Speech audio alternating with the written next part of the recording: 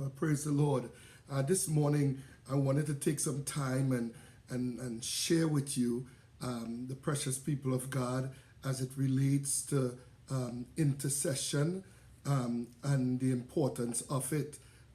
Recently, I shared with you concerning an awesome experience that I had while traveling out of JFK International Airport there in New York on my way to Port-of-Spain, Trinidad. How at some point in the flight, we experienced terrible turbulence, and how there were those on the flight who had become concerned or even scared about the fact that we just may not make it. That's how bad the turbulence was. And I shared that in the back of the plane, there was a young lady who started praying.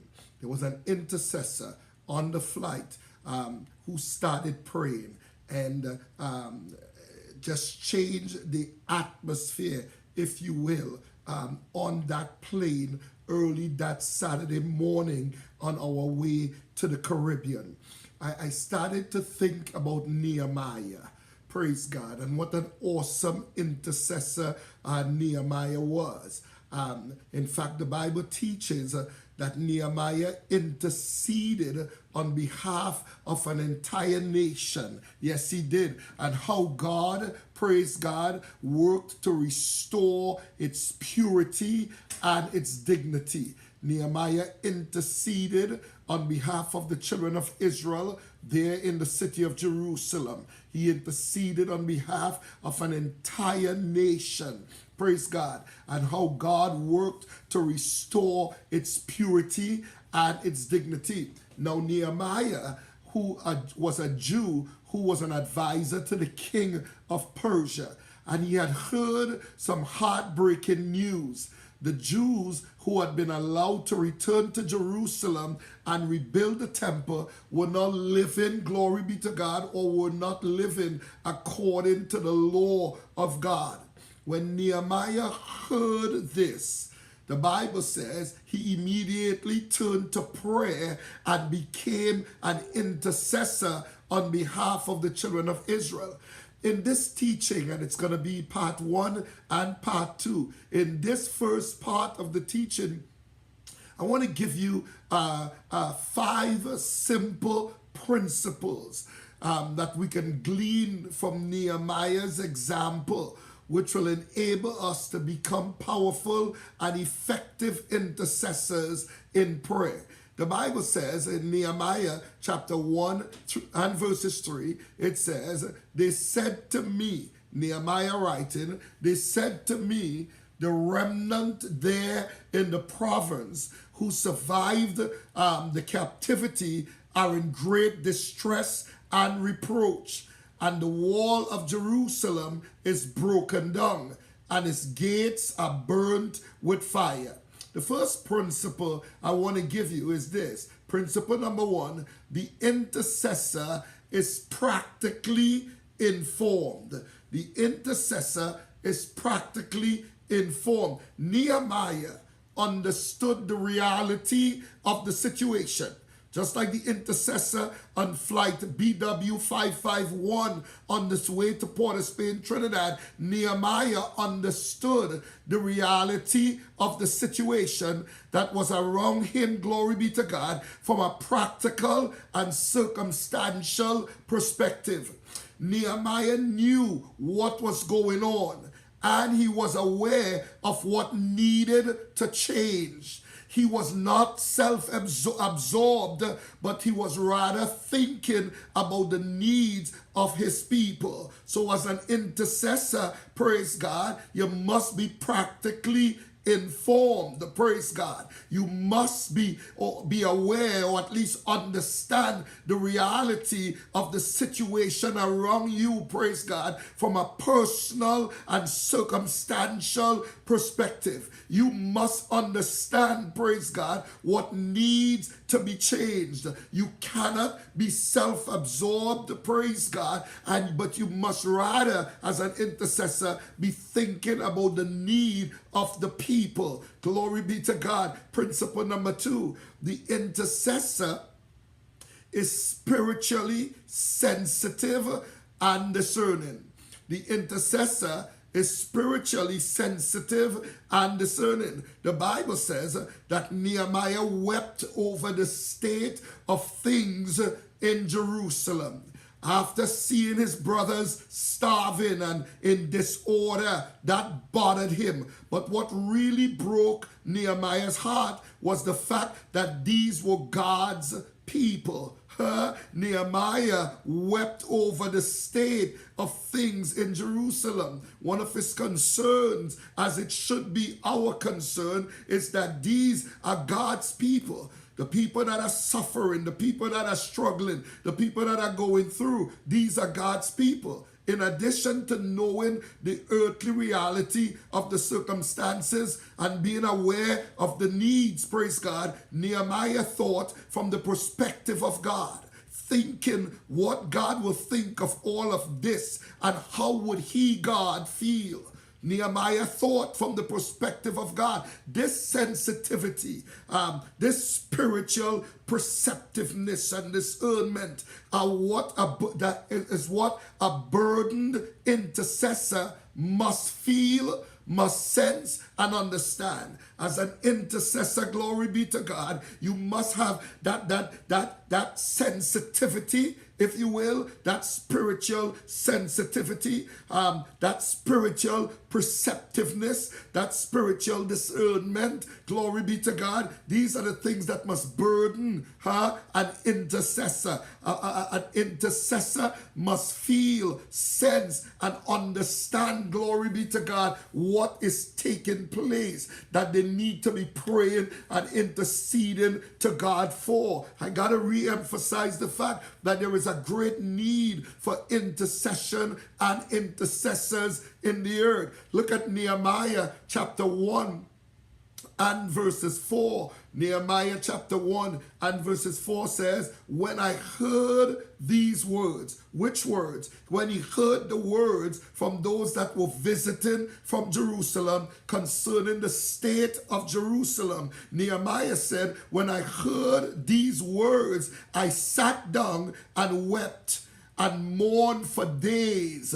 I was fasting and praying before the God of heaven. These words troubled Nehemiah, caused Nehemiah to sit down and weep. Praise God. He said he mourned for days and was fasting and praying before the God of heaven. It is so important, praise God, that we develop that burden as intercessors. Let me give you principle number 3.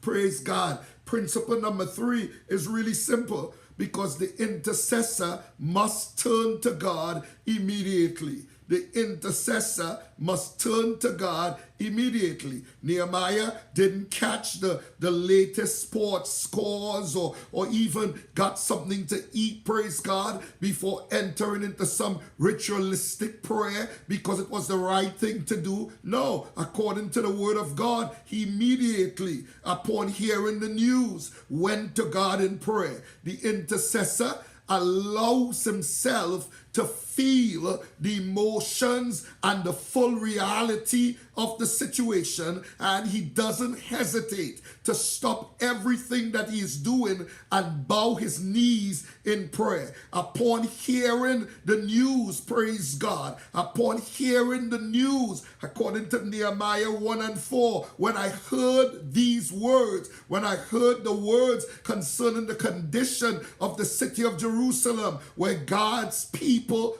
dwell, amen, I sat down and wept and mourned for days, and I was fasting and praying before the God of heaven. There is an urgency. You got to move immediately. He didn't do whatever he was doing and says, well, whenever I get finished, whatever I'm doing, then I'm going to, put some ritualistic prayer time in. Instead, no, he stopped everything that he was doing and he bowed his knees in prayer. Oh, glory be to God. We need intercessors to be praying. We need intercessors to be interceding for the regions that we are in, for the ministry, for marriages, for children, for the government. We need intercessors. Glory be to God, who will move immediately, who will move quickly upon hearing the news. Word of God says Nehemiah moved quickly. Can I give you principle number 4? The fourth principle, praise God, that we could glean from Nehemiah as an intercessor is the intercessor tarries in prayer. Yeah, the intercessor tarries in prayer. Glory be to God. Nehemiah prayed without ceasing.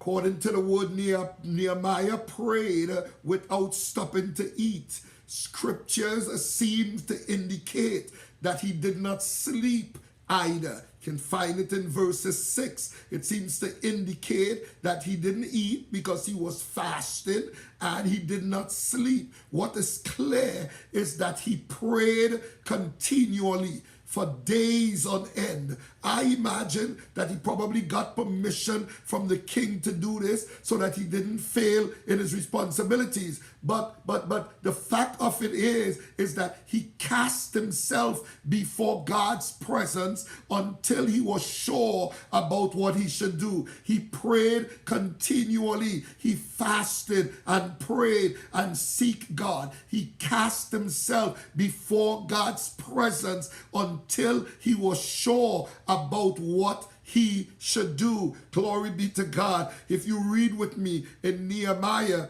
chapter 1, praise God, verses 5 through verses 7. Nehemiah 1, verses 5 through verses 7.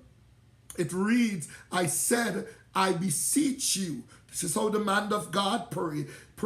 This is how the intercessor prayed. I said, I beseech you, O Lord, God of heaven, the great and awesome God, who preserves the covenant and loving kindness of those who love him and keep his commandment. Let your ear now be attentive and your eyes open to hear the prayer of your servant, which I am praying before you now, day and night, on behalf of the sons of Israel, your servants, confessing the sins of the sons of Israel, which we have sinned against you. I and my father's house have sinned. We have acted very corruptly against you and have not kept the commandments, nor the statutes, nor the ordinances which you command your servant Moses. So principle number 5 is this: the intercessor accepts responsibilities on behalf of others. The intercessor accepts responsibility on behalf of others. The intercessor himself, like in Nehemiah's case, might not be guilty of the particular sin which he confessed on behalf of his people, his church, or Christians in general. Scriptures will teach, biblical history will show you that Nehemiah had never been to Jerusalem. It will teach you that Nehemiah was actually born during Babylonian captivity. He had never been to Jerusalem, but an intercessor, glory be to God, himself might not be guilty of this particular sin which he confesses, but he's confessing on behalf of the people.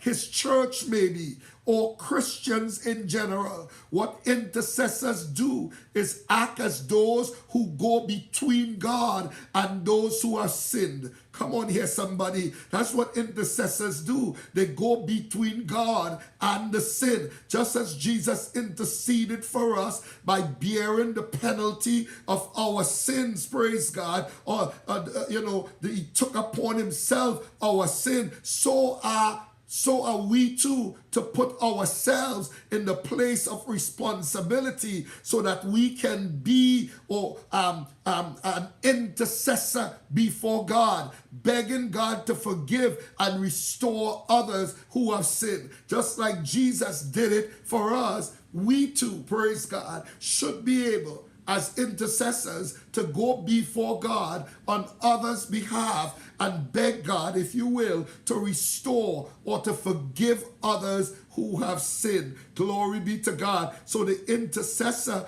praise God, accepts responsibilities on behalf of others. So far, in part 1 of this teaching, I gave you 5 principles. The intercessor is practically informed.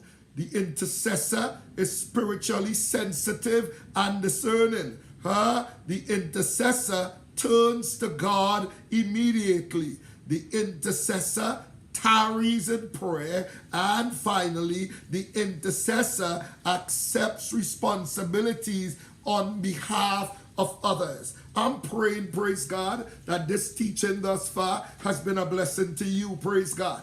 I pray that you will take the time to look at the scriptures that I pointed out, that you will take the time to study, praise God, the scriptures and whether everything lines up, praise God, and that if it does, that you will determine in your heart to begin to intercede for others. My name is Apostle Glenn Prince. I thank you for listening, praise God. Stay tuned for part 2 of this awesome teaching. God bless you. Have an awesome day.